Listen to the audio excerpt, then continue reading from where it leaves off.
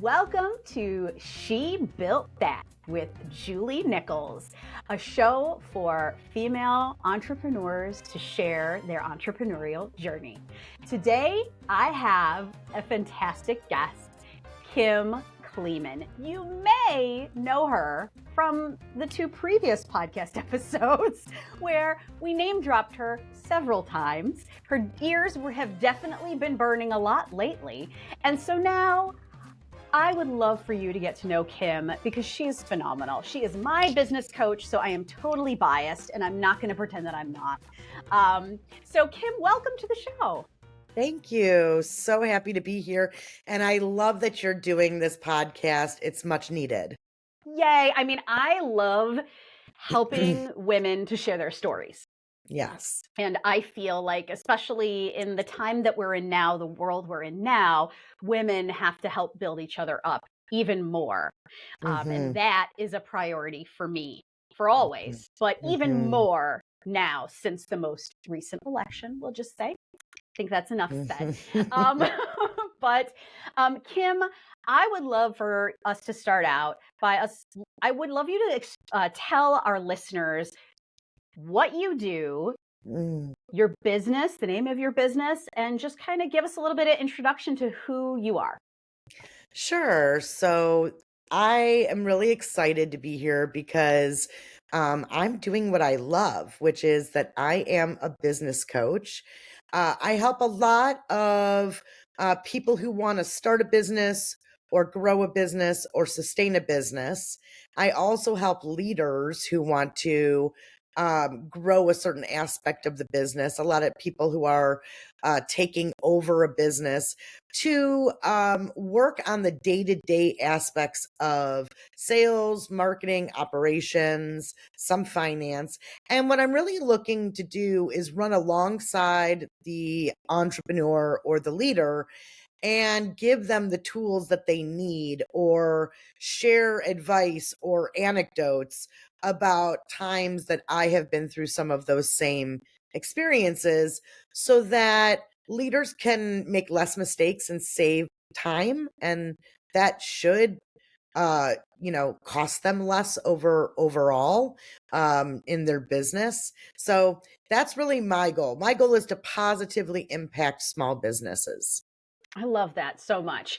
And there's so many small businesses that need that help. I mean, one thing that I've learned from starting my business is just how lonely it can be when you don't have someone in your corner, when you don't have that network, when you don't have that coach. Like, one of the first things I did when I started my business was like, I'm putting my money into Kim because I knew I needed somebody to basically like help me figure out everything and help me to figure out and help me to avoid the pitfalls that were in my path that I couldn't even see yet.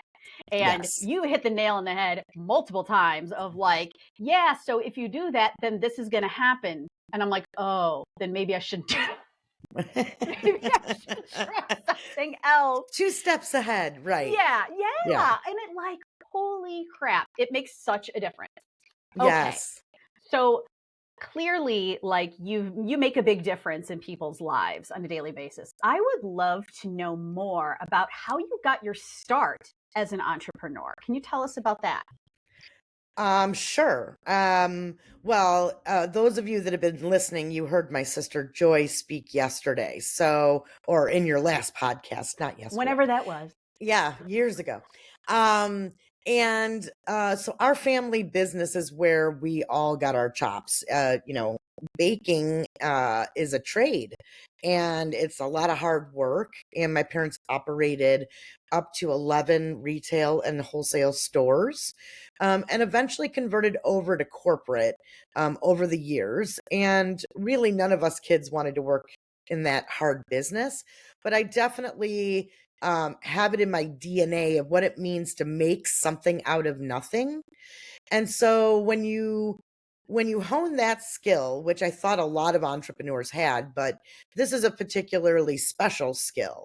It is a skill of making. It is a skill of creating.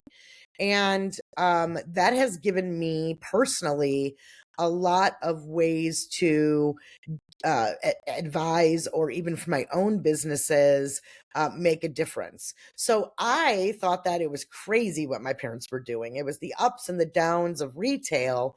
And they had a fire and they were in a lawsuit for 7 years, Oh all my kinds of gosh. things, but they came out victorious, and they grew this wonderful business that for me was, what I knew, but I wanted to become a teacher, which was as autonomous a job as I could have with a paycheck. And I was teaching for a few years. My husband became a teacher. And then it was sort of like, well, how do we buy a house?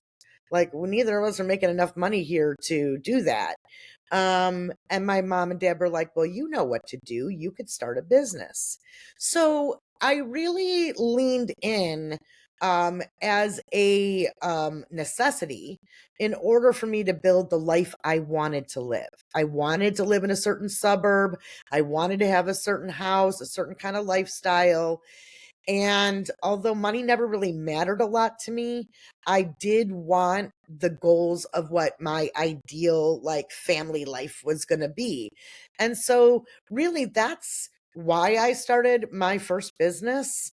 And then it turned out I was just pretty good at business, and team building and working with others, that I really never looked back at a job again. So I have been an entrepreneur in a bunch of different ways: successes, failures, dead ends, emerging trends. I've been in tech. I've been in theater. I've been in education. I've been in marketing. I find myself in all these really interesting creative places, but that's what I really love to be in the middle of. So I really love to help people build businesses and brands. And I do that through connectivity, communications, and community. Those are really the things that I hone. And if you look at anything I do, that's always the center of what, I'm working on, because that's my skill set and what I care about in the world. Now, I know that, and I know this because I know you, and you mentioned it a little bit, that you had a marketing agency and then you pivoted to Mhm. being a business coach. How did that happen? Like, talk us through that journey. Sure. Well, first, I had an educational publishing company, and we Ah, developed textbooks for large publishers. And that was a really great business that I ran for 10 years. My mom was my partner. I had hired a lot of teachers I knew. I had almost an all women's company for a long time, I had up to about 40 employees. And in 07, 08, a lot of things changed. The marketplace changed in education. Everything went digital.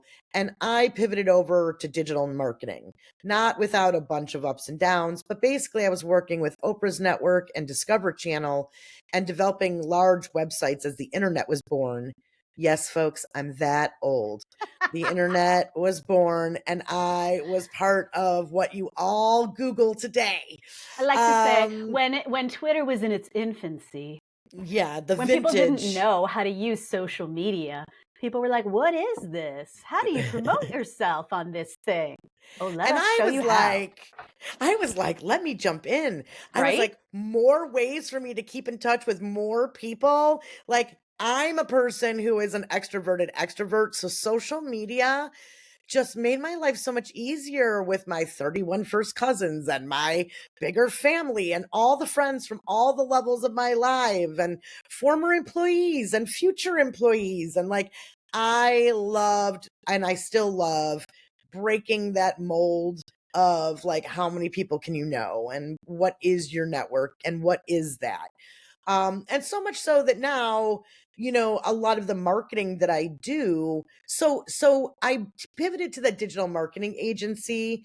And then one of the major things that happened was I was talking to my brother, and I was like, I love building businesses and brands, but I don't love selling marketing. A lot of times in marketing, people don't really actually understand marketing. And I don't have a marketing degree, but I came up with the internet and I was in that world, and I was a content marketer that was, what I was. Um, the main issue for me is that I had business sense. So I would go into a company and I'd say, "What's your most profitable product?" Or I'd say, "Why are you spending time on this if it's not making any money?" Or I would dig into the way that their operations were working. And a lot of times I'd uncover things that were just not healthy, especially in manufacturing. And being a female, sometimes I'd be in a boardroom and they'd be like, "Why is the marketing gal giving us business advice?" It really just got old, and I wasn't really respected with the mind that I have and the experience that I have. So, my business coach actually told me to become a business coach, and I thought he was being facetious. But I think he understood that I had this teaching background and I, by nature, am a teacher. But the kind of teaching I like to do is on the job practical teaching. So that's really the kind of coaching I moved into. After my brother and I built a tech accelerator and we did that for 5 years, I left, we sold it, and then I left and I was like, well, I would love to just help other people do this. So I could be working with big companies and doing, strategies in the boardroom and making lots of money. I've done it before. But my passion is really for those who want to build a solopreneur or small business the way that they want it to be. And for that not to be seen as not a real business or a lifestyle business or all these terms that basically were what women's businesses are, which is that we still have a major role as a mother, and we are typically the first one to go to the school, pick up the sick kid from daycare. It's become much more even now, but it hasn't been for many years. And um and so a lot of the work that I'm doing is to help people build their business to where it makes sense for them. And that's been great. So my coaching is way more than just meet up and coach. I sort of built a whole ecosystem to help people like you when you started your business to step into a place that you could be successful because like you said it's really lonely, and if I just give you some to-dos and then let you go off on your own, you're probably going to make a lot more mistakes just because you jump in the wrong networks or you try to do a deal with somebody and you don't know much about who they are, or any of those things make a big difference in the way that your year can run, and how your customer base can grow. Can you give us a little more insight into how you start working with one of your clients, how you start working with someone who has their own business? Either it's been going for a while or they're just starting. Like, how do you, like, what direction do you put them in? How do you support them? Yeah, so first step is that somebody has to raise their hand and say, I'm not, this isn't working the way that I want it to. Right? So I'm making 50,000, I should be making 100,000. I'm making 100,000, I should be making 250. I'm making 250, I should be making 5. So a lot of times it starts with I'm not making the money I want, or the business just isn't growing the way I thought it would be. And so I'll start with a conversation of, well, where are you now and where do you want to be? And just hearing somebody tell me their dream, and a lot of times people aren't even saying it out loud because it's so scary, and because God forbid you say it to somebody and they hold you to it, or there's all kinds of reasons we don't say it. Superstition. I Yeah, think for me, a lot of right. it is like if I say it out loud, then it's not going to happen because I'm going to Okay. jinx myself. Yes, and this is very good because God love my mother-in-law, but we kind of joke about this because she's like, "Don't say that, don't jinx things." And my personal viewpoint is, no, I'm putting it out there. I'm putting it out to the universe, and if I don't say it, it's not going to come true. I'm actually manifesting it, right? That's the popular word today. But it is about telling others what your intention is. So one, you can articulate it better. Two, people start listening for you. Three, you can get more confident about who you are and what you do. If you never say it out loud, there's always an option you could change. And so for Mhm. people who are straddling the job, like, should I get a job or should I, keep this business going? What's really hard is straddling those two decisions often leads you down a road of indecision. It's not good for either side. And so, what I try to help people do is have a clear vision of what the business should look like so that you can kind of run towards it.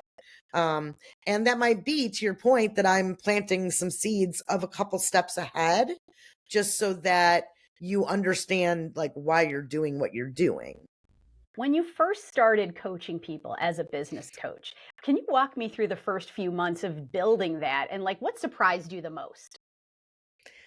Well, actually, the way coaching came about was that I really didn't believe I was a business coach. I was just like somebody who's done business. And so I coached a couple people for free just to see what that was like. And then I developed a workshop called Pivot Up. And I don't do this workshop very often anymore, but I did it a lot.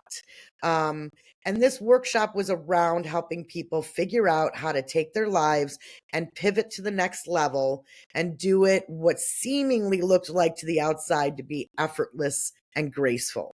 But really, it's planning and it's strategizing and working to get to that next level. So I worked on that. It was very popular. It was a free workshop I gave around the Chicago area for years. And then that allowed for me to hone about 13 traits that I think entrepreneurs need to be working on. And these are not traits that you're necessarily going to learn in your MBA program. They're traits like drive and follow through and communication and knowledge, and being an opportunity champion. And so I lead by these. Like when I meet somebody, I'm evaluating which of these traits are their strengths because then we can work, on some of the others. So I might have to help somebody script follow through, or I might have to script somebody to do, to figure out how to stay motivated, which then moves into the mindset stuff. And that's really where I think my business coaching is unique, is that I have been in it. So I'm often saying to people, this is very common. I want you to look at these things, or how about this? And so, whatever question people come to me with, I typically have a few creative ideas that bring value immediately.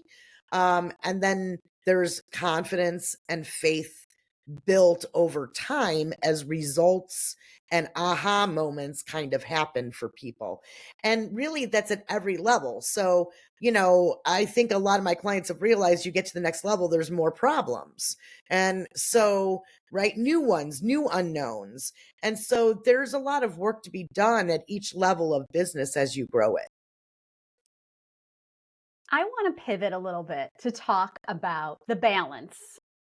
Me and Joy talked in the last episode about calling it integration and not balance between your business and your personal life. But, I know that, you have a lot of kids.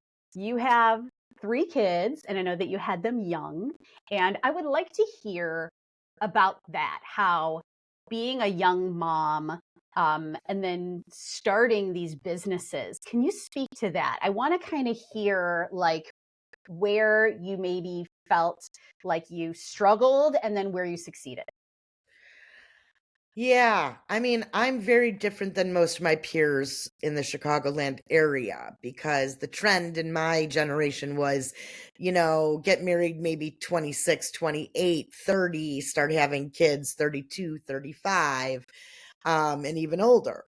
But my husband Jay and I, we met first day of college and we dated for 4 years when he proposed to me. And I was still in school. I was about to student teach. And we were just like a great team and we were in love and we had lots of fun together. And so what, like, of course. And I knew he'd be a great dad. And so we started down our journey. Um, I was told I could not have kids because I had some medical stuff. And then I got immediately pregnant. So I don't know what that gynecological visit was, but I was pregnant. Oops. Yes. So I was 22, and which today we still think of our 22-year-olds as babies, but I was very independent, and so was Jay, and life started, and our parents supported us and helped us. But um having a child young meant that like we didn't really have all of that time in our 20s to just like bumble around and go to bars and be drunk and make mistakes and be in lots of relationships. We didn't have any of that. We had to like pay rent and like wait tables for insurance and hard, things. um, so there was no balance. It was work, work, work, work, work, work.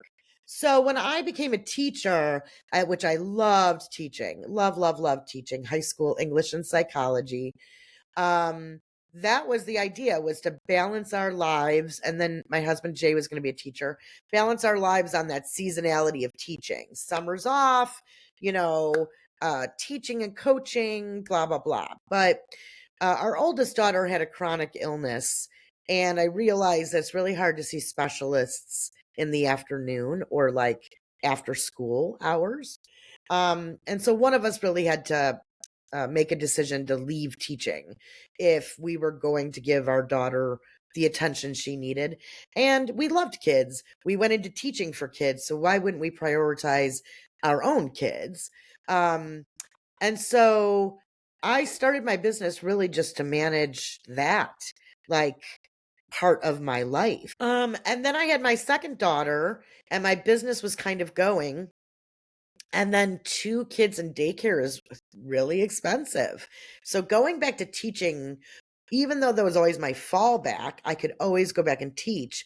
Really, I couldn't, because I couldn't afford to. We couldn't afford that.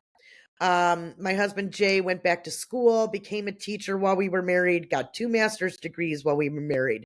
So balance also became that he was in school, he was coaching, he was teaching.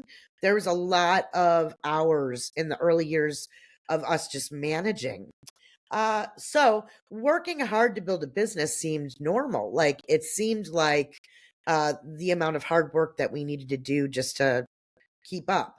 And in some ways, I was fearless and I didn't really understand what I was doing. So I just did it. Um, but it meant that every time technology came forward, I was an early adopter because I needed a Palm Pilot to organize my life. I needed the BlackBerry to send messages, right? Like I won the first iPhone from American Express at the Inc. 500 Awards because I had won an award, and they gave everybody an iPhone like Oprah style under our chairs with You get an every. iPhone. An Mhm. iPhone. Oh my God, that's With amazing. everybody in the room phone numbers on it. And this was like nobody No. had ever done this. It was 500 companies in your database immediately. Oh my It was God. so cool. It was a cool moment.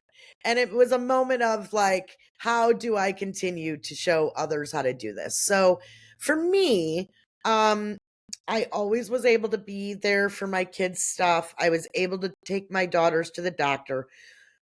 It does not mean I didn't lose clients who didn't understand. It does not mean that I didn't run into men's CEO circles that didn't understand that I needed to like get my kids dropped off at the bus or at the school before I could, come in for, networking. There were a lot of times I'd head downtown for something, I'd be late, traffic would be bad, I'd turn back around. I failed a lot, but and maybe I was hard on myself, but I pushed through, and I kept remembering one thing, which is you feel guilty either way. You feel guilty when you're at work that you're not at home, and you feel guilty at home that you're not at work. And so at some point you just have to say it's enough, whatever that looks like. Now for me, I'm a workaholic. I've worked on that the last years, but I think that ultimately I just decided I wasn't going to fail. Oh, look at, see, look at, you're getting me little tears. Cry, yay. Do I I think get it's a that, but button? also I'm facing the sun. The sun, not me. Okay. I mean, it's Okay. also to remember these things, to your point is now I have a 21-year-old, a 21-year-old and a 26-year-old. So I'm doing all these things and people are like, "I want to do what you're doing." And I'm like, "Yeah, but I couldn't do all of this because I had to be at the band concert and at the soccer game and at the PTO meeting and my life was really very much that and I enjoyed it and I loved it. But I also found it really hard to network and really hard to do business. Some of what I've built today is an answer to that because the younger mothers, you need more resources that don't involve an old school train of thought of the way you should work.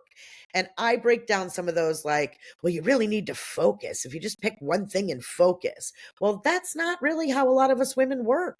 And that's not how our lives work. To your point, the integrated approach is more of it. It's that, hey, I have a half hour before dinner. I'm going to answer a couple emails, or I'm going to work on a Saturday afternoon once a month and the husband's going to take the kids out.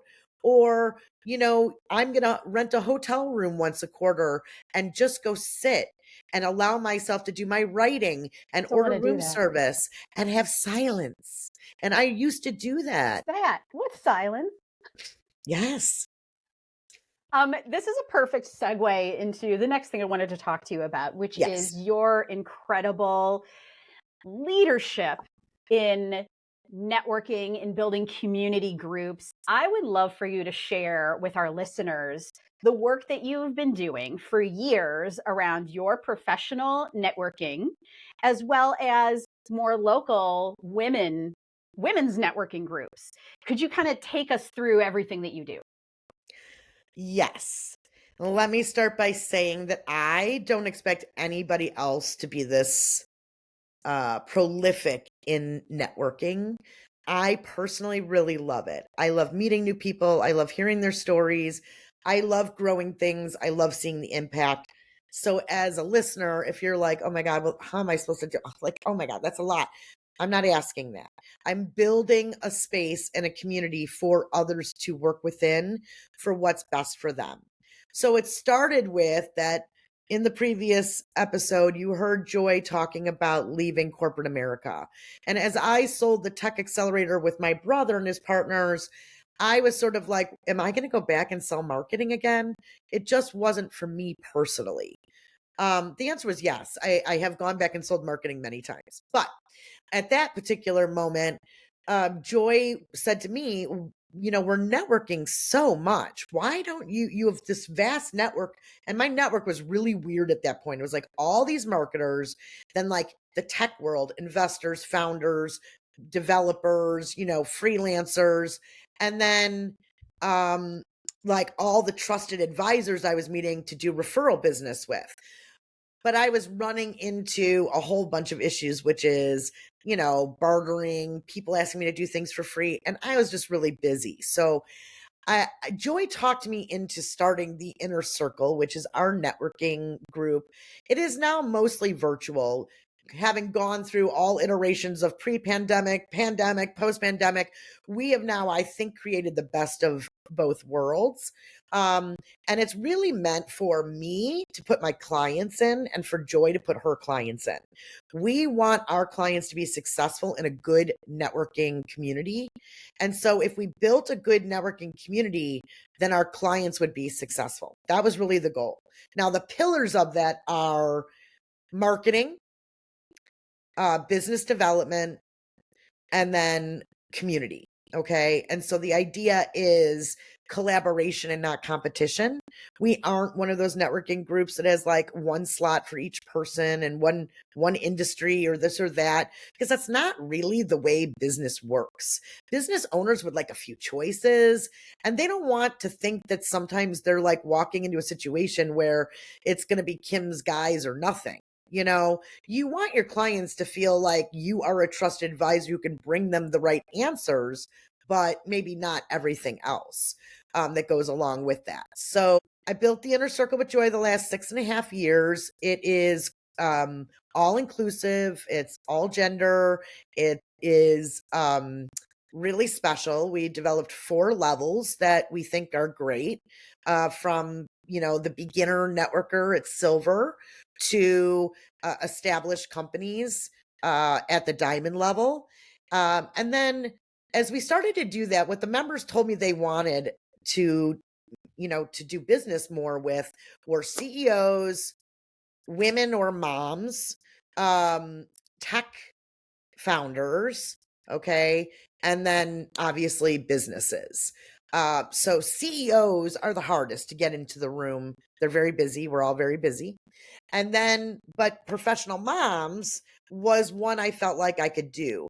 One of my clients, Tammy Palmer, had grown a mom's group in the area. It was very good. And we had been strategizing on how she could build the community bigger, better, more for her own self. And then it was kind of like, well, do you mind if I do that in my community? Because I really love it. And so I started to do that. But the honest truth is, I suck at organizing.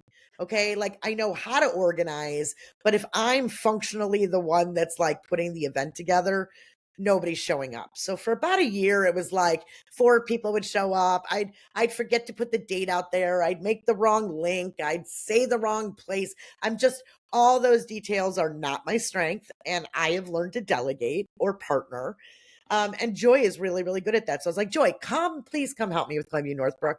Plus my kids were growing. They were graduating from the high school and Joy's kids were coming up and my parents were still in the same town. My brother's in the same town. So I wasn't going anywhere. So to clarify, this is Glenview Northbrook Professional Moms Group. Yes. And I was aging out as a, mom in the schools and all of that. So Joy and I started to build out the Glenview Northbrook Professional Moms Group.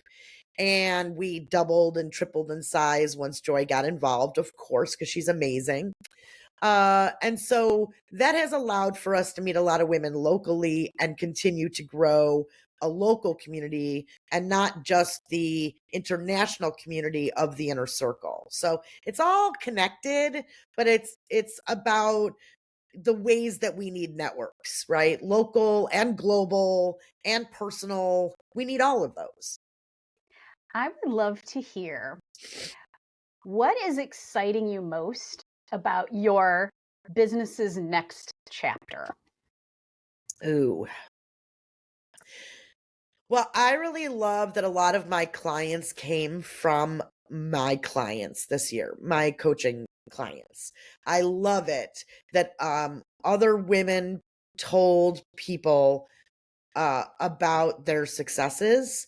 And when they said, like, I'm seeing you doing all these great things, what is going on?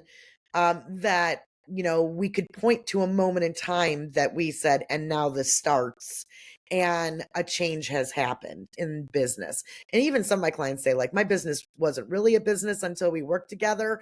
Now my business has started because the pricing was wrong or because they didn't really know, they weren't really clear on what they did, or what they did was not what they really wanted to do. And those are all kinds of things that we, can work on. So that's what I'm most excited about. The inner circle and the professional moms groups are having these amazing events, which are growing a network beyond my dreams. And so leaning into that more and helping women to grow is also, I think, a big part of what I'm excited about. But I've kind of designed this life now. And I just really love it. I love all the aspects of what I do. And even if that means in a community that a large part of what I do is conflict resolution, I've had enough of it in my life to say, like, let that go, end that, start this. And with my bossy big sister energy, I think it's usually sound advice. I think it is. I mean, hey, I signed up for it. Right? Now, the last question that I have for you, Kim, and this has been a fantastic conversation, and I also love that we're able to kind of because you do so many things and you influence so many people. And it's wonderful to hear the backstory that, you typically don't talk about. I mean, you are talking about so many different things, but I love that you were able to share so many personal details about your past and why you do what you do. So thank you for being so candid and open Yeah. about that. And I want to know, and our final question is, how do you hope your work will impact the next generation of women entrepreneurs? Gosh. Well, that comes in a couple ways. It's about creating. So I can't just sit here and coach. I need to create some things for longevity, for legacy. Um, and I do that in lots of different ways. So first and foremost is that oh, I totally missed it. But my book has been a year out, Lead from Within, Yay, which, mazel tov. thank you, is a collaboration of a bunch of the Inner Circle members and myself talking about those traits, those success traits, and how we've incorporated them into our business and our leadership skills. So um, I feel like there's another book in me that I'm writing with Karen Kimsey Sword that's more of like a reference guide. And so I feel like what I'm doing is leaving legacy with words, but I would like to broaden that and say content, whether it's videos or it is writing. I have, a medium.com account and I write every month for that. And yes, it's a paid account and I'm sorry, but it legitimizes a part of me that in marketing is a paid to write kind of, world. And so much so that my own writing, I lost my voice. So the medium.com is my voice and it's my stuff and it's my thoughts. And it's a lot about my teachings. And so I feel like it's worth the $5 a month or maybe not, and that's okay. But for me, it feels good. So I feel like that's the big stuff. I have two daughters and a son, and I really hope that I know that they watch what I do. They are proud of me. They seek me out when they need the mama bear, but I've given them all their voices and helped them advocate for themselves and for their voices because I had to do that at a very young age. And the more that I can help young people, I have an internship program every year. And it's the last years, it's been a lot of my kids' classmates from different colleges or things. But I've had when I was a teacher, all of my students, a lot of students came through and were interns. And so I feel like I'm also doing that regularly where I am teaching others skills that they can actually monetize. And if I can do that, if I can give every woman skills that they can monetize, that they could go to upwork.com with, or they could sell at a networking event, then I know food can be put on the table. I know women can find their own way. They can find their voice. And if they need to make a change in their life, go through a divorce, figure out how to take maternity leave as a solopreneur. These are all real things that we struggle with. We can actually solve those problems. So that's the legacy for me, is just not so hard for the next generation if we can help it. I'm not one of those people who's like, well, if I had to do it, well, then you have to pay your dues. I'm like, how do I make your life easier? This was really hard. And no one helped. I had lots of help, but no one helped in this way, which I think is really important. And when I hired a business coach, it was a game changer for me. Jim, how do we get in touch with you? How do people find you? Well, you can go to my acceleratesuccessfully.com website. You can go to LinkedIn and find me and message me right through there. You can, of course, go to the Inner Circle website and take the membership quiz if you think that sounds interesting. That is innero.com. And you can also just reach out to me on Facebook, Kim Bretz Kleeman. I love making new friends. I'd love to hear from your listeners. And if you think that coaching is something that you might be interested in, I'm happy to have a conversation. And I don't think I'm a very hard sell. I'm a very busy person. So I'm like, if you want to work with me, it's great. I don't want to convince anybody that they need me. So that's a big part of where I am in my life at this point, which is not a bad thing. No, not a bad thing at all. Well, Kim, thank you so much for joining us. Everyone listening, I'm going to link all of those websites she just mentioned in the show notes to make it easy for you. And thank you for joining us today for She Built It. I am Julie Nichols of Julie Nichols Marketing. If you or someone you know needs help with their small business marketing, visit me at julienicholsmarketing.com. That's Julie, Nichols marketing.com. Thanks again for tuning in, and we'll see you next time.